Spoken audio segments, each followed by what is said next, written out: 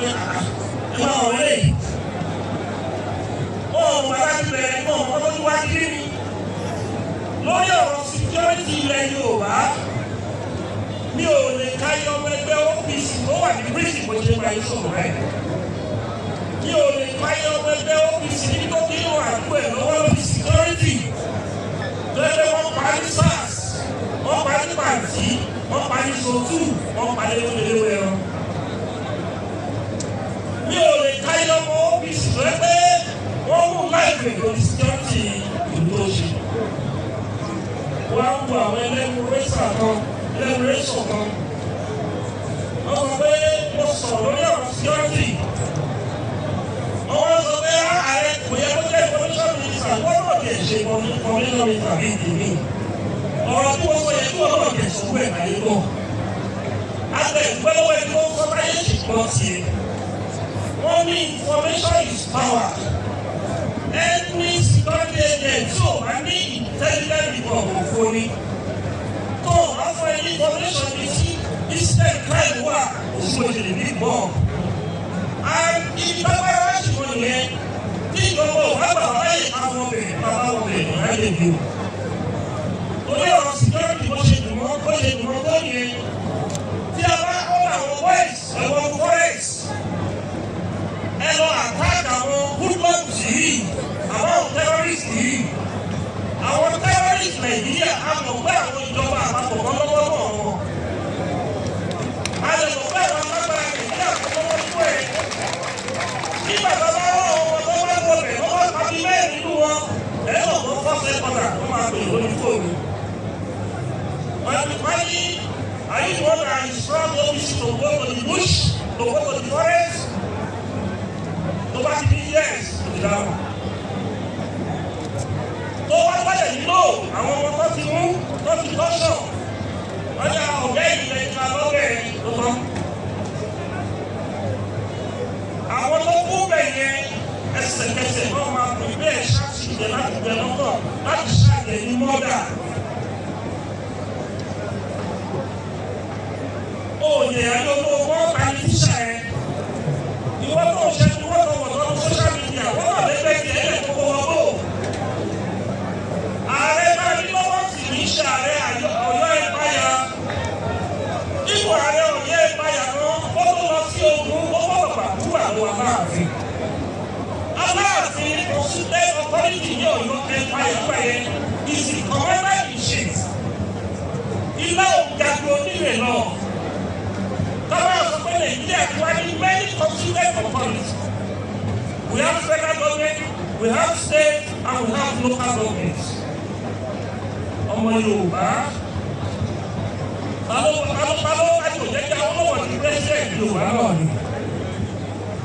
Balo jẹ́ kọ́ àná balo pé bàbá kíkà tó wà náà ní election Abíọ́lá Yorùbá náà ni.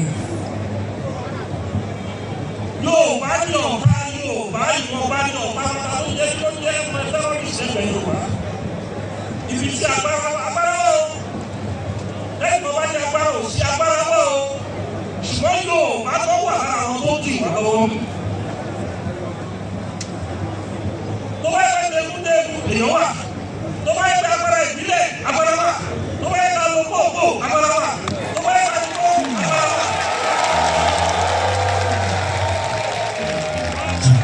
Lóyá ààrẹ orí mọ́tò ààrẹ. Àkúkọ pààyàn lọ́wọ́.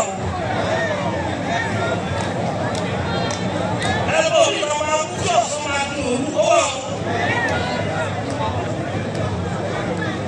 Ṣùgbọ́n ọ̀pọ̀ tó wà lẹ́yìn ó gbọ́ ọmọ ọba sùúrù ọba lọ́sẹ̀ ìwà hàn. Ó lè sì. Mo fẹ́ wá sí kí ọmọ àgbẹ̀gbẹ́ ní ọmọ lè fẹ́ sùúrù.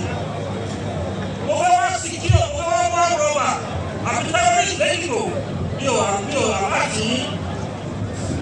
Mo wá kọ́ about 500 boys tó kówó èjìgbò. Nínú 500 yẹn kó tẹ̀sẹ̀ pọ́ńpà sọ̀rọ̀ lọ́wọ́ ká ní 100 pọ́ńpà sọ̀rọ̀ wà lọ́sọ̀rọ̀ báyìí. Ẹ̀rọ tẹ́lẹ̀ 100 bá ní pọ́ńpà lọ́sọ̀rọ̀ báyìí. Nígbà tí wọ́n ti wá tó kọ̀ọ̀là.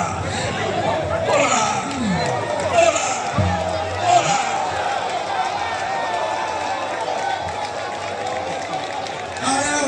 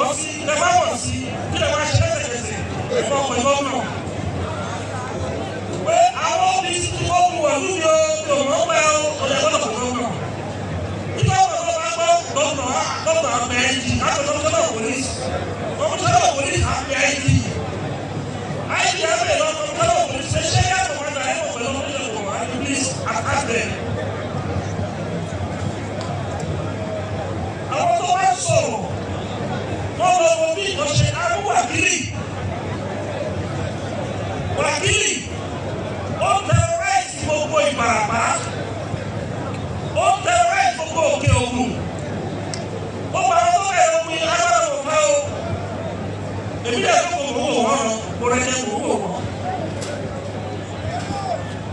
Afọ ọdún music ó rẹ̀ jẹ́ kò wò wọ́n.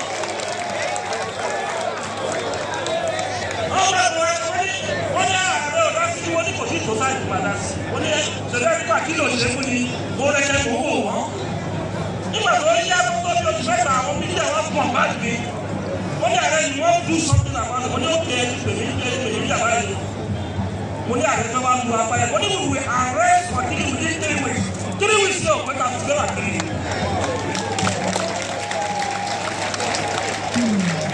Wákìlì ni ó kò yẹ tẹ̀sílẹ̀ ní láti ẹ̀ ní o ọlọ́run ṣẹ́wà ní ọjọ́ tàgọ́mẹ̀ báyìí níbí báyìí ṣọ́ọ̀bà ni mò ń gbé tẹ́lẹ̀ kí tó lọ sí ọmọ lẹ́gbẹ̀ẹ́ sùn àwọn kan wọ́n pè wọ́n ní náírà tàbí òkúrẹ́ náírà tàbí wọ́n wá gba ẹ́nàdì kan láàrin ibà sí fẹ́sà wọ́n donate island wọ́n lé ní 700 kò lè sí ìtọ́jú òsì lọ́wọ́ wọ́n bẹ̀ sí terrorize from fẹ́sà to ibà wọ́n bẹ̀ sí gbẹ́yọ̀ ní ojoojúmọ́ àwọn ìlọ́lẹ̀ tí wọ́n lọ́wọ́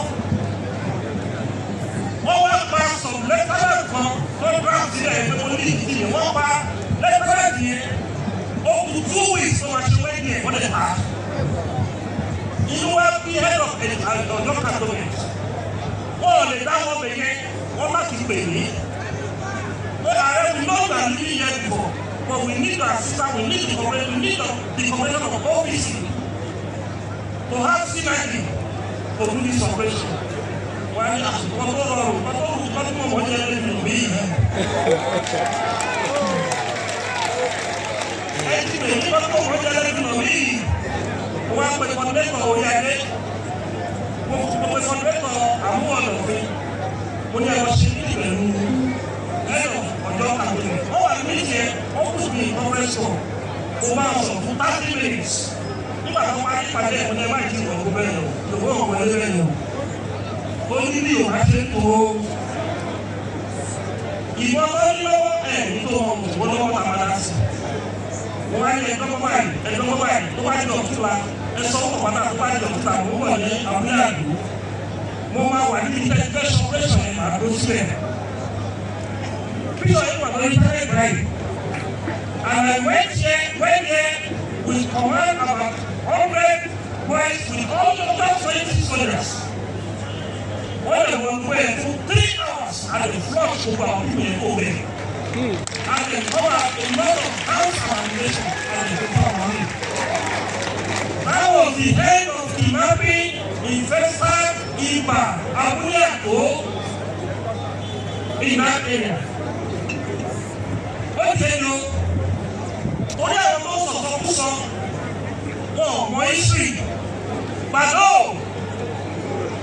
Bado, Ogun State and Lagos State. Bado ti take over Ogun State and Lagos State on ritual. Wọ́n bá ti mú ọmọ lọ. Wọ́n bá ti fi wùyàn lórí. Ẹ̀jẹ̀ tó bá wà bẹ́ẹ̀ kò náà fi ṣògbó. Wọ́n lè tí wọ́n gbogbo ètò òdú. Wọ́n ti mọ Ogun State. Wọ́n ti mọ Kẹ́tù. Wọ́n ti mọ ọmọ ẹgbẹ́. Ìgbẹ́sí kọ́ńtà náà wọlé ìbàjẹ́ tó ti kọ́ńtà náà wọlé ìṣòṣì. Ẹ̀yà. Ó kọ̀ pé lórí fóònù pé mi ò sí ìdàgbẹ́gbà yẹn. Ó ní ọ̀tún àwọn tó sí o, mo ní ó bẹ̀rẹ̀ sọ pọ̀lẹ̀, ó ní bẹ̀rẹ̀ sọ pọ̀ bá sọ ìwà pé ìlọsíwájú náà ní ìyọ̀kọ̀ bọ́ Yorùbá. Nígbà tí wọ́n dé ọ̀dọ̀ ẹ̀ ní ọ́fíìsì, mo wá rí àwọn ọlọ́pàá tó tó àwọn ọ̀dọ́ àkọsọ̀ mi 15 minutes later I want to have private meeting with Ọ̀túnba. Àwọn ọ̀sùn wọn náà ọ́fíìsì ó Ọ̀túnba ẹgbà mi ó. IDT instruct pé gbogbo ọmọ tí báyìí ṣe gbogbo ọ̀tún sọ̀rọ̀ wà ní. Wà á rẹ̀ ní ó mọ̀ rẹ̀ ní. Mo ní nǹkan tó wọ̀ jù láyé yìí nìyẹn. Mo ní nǹkan tó wọ̀ jù láyé nìyẹn. Mo ní kì í sọ̀rọ̀ èrí yo. Ó ní mo ní ká sọ̀rọ̀ mo ní ẹ̀ kì í sọ̀rọ̀ èrí. Mo ní we have another next meeting in 3 days time. Mo wá kó gbogbo àwọn 5 local government ìgbò gbogbo wọn bá ẹgbẹ́ àbẹ́kùn ìjọba police. Ó ní nǹkan tẹ́ sọ fún mi nínú ilé mi ẹ sọ fún deputy commissioner of police àwọn yóò wọ́n fi kọ́ pé méjì wọ́n wá divert information about how they should operate àwọn keeping for 2 hours ẹ̀dá ó filẹ̀ ó fẹ̀yìntì nígbà tá a bá sọ̀rọ̀ yìí ó ní ọ̀rọ̀ náà ó dá bá àwọn sọ̀rọ̀ yìí ó ní ká má sọ mọ́tà wọn fún àyókù ó wò mí tó gba àwọn yìí ó wá ní 3 days time about operation in 3 days time 3 days after the meeting about operation Ààrẹ sunset 152 the next operation 140 after the operation 406. Aláròyé dọ́kítà láyé bàjẹ́ mi. Wọ́n á sọ wẹ́gà ní gbogbo àwọn aláwọ̀ yìí ò sọ pé gbogbo olóyìnbó. Àwọn mílíọ̀nù ní àgbẹ̀sẹ̀ sọ́dọ̀ wọn máa set panel fún wọ́n lè set panel fún wọ́n lè exonerate àwọn ọmọ wọ́ọ̀rà fún wọ́n lè charge wọn. That was the end of Bado in Ogun State and Lagos State. Èyí tí wọ́n sọ yìí, ètò ìbò òfin ni. Èyí táwọn ọmọ bá wọlé ìwà ń ṣe tí wọ́n lè sọ̀rọ̀ corporation wa ní èdè. Gbogbo lẹ́yìn tó ń ṣe dáadáa fún yẹn nínú wọn ní láti máa fọ́ ìrìpọ̀tì ẹ̀ fún mi. Ìfọ̀sẹ̀ wà nígbà àsọ̀rí ìlẹ̀ ìsọ̀ ní public. Bẹ́ẹ̀ náà ló ṣẹlẹ̀ ní gbogbo ìlú. Bí mo ṣe bá yín sọ̀rọ̀ Ògbómọ̀ṣọ́ gbóná lórí aráàlú ìbò tó pa. Bẹ́ẹ̀ náà láti bá ọmọ wa sọ̀rọ̀. Ẹ jẹ́ kí ìlú wọn ti jẹ bó ṣe o. Ẹ jẹ́ kí ìlú wọn ti jẹ bó ṣe o. Àwọn youth ìlú wa bẹ̀ sí protest ọlọ́pàá gbọ́dọ̀ fọwọ́ sí táwọn lọ ṣe operation. Kò sẹ́ni tí ó bẹ́ tàbímọ́dà náà o tàbílẹ́ máa fi rúkọ lẹ́yìn Yorùbá tàbílẹ́ máa yí ẹ̀jẹ̀ tó gbé ẹgbẹ́ kí ẹgbẹ́ gbájú lẹ́ Yorùbá á kò lè ṣe é ṣe wọ́n. Tábàlẹ̀ wá sọ position tó wà yìí. Ó ní bí Ààrẹ Ọ̀nàkakanfò wá ní sẹ́kọ̀ọ́ mọ̀ pé ó yẹ kó ṣe bẹ́ẹ̀. Àwọn ọmọ Yorùbá tẹ́lẹ̀ òfin ìbá ti kówó àpọ̀jọ wájú ẹ̀jẹ̀. We are ready to serve Yoruba people. And I ready like to lay down my wallet. But over the process, Igbo Banso, Igbo Ifemi. Yẹ ká bí ẹ̀sọ́ àmì ìfẹ́ ti pè ní pé Ààrẹ ìlànà àti sọ̀rọ̀ yìí. Wọ́n ti sọ̀rọ̀ fún owó Nàìjíríà kábíyèsí ò ti pè mí o. Nígbà tí kábíyèsí ò bá pè mí, èmi àwọn ọmọ fẹ́ẹ́ lu Igbo kábíyèsí. Nígbà tí wọ́n fẹ́ẹ́ lu Igbo kábíyèsí, tí a bá kú lu Igbo ká. Báwo ló bàbá mi kábíyèsí àná òun wọ́n bá o yóò bẹ̀ wá àrẹ iṣẹ́ o. Alóòrò. Wọ́n wá ló ìbò wà ní United Kingdom. Wọ́n wà ní òkú gbádùn. Òun gba ìlò lára àwọn fọ́ọ̀lù nígbà yìí. Ó fẹ́ náà máa ṣe wọ́n fún ẹ. Òògùn ẹni tó bá ń wo ibi síwájú yóò tẹ̀sí.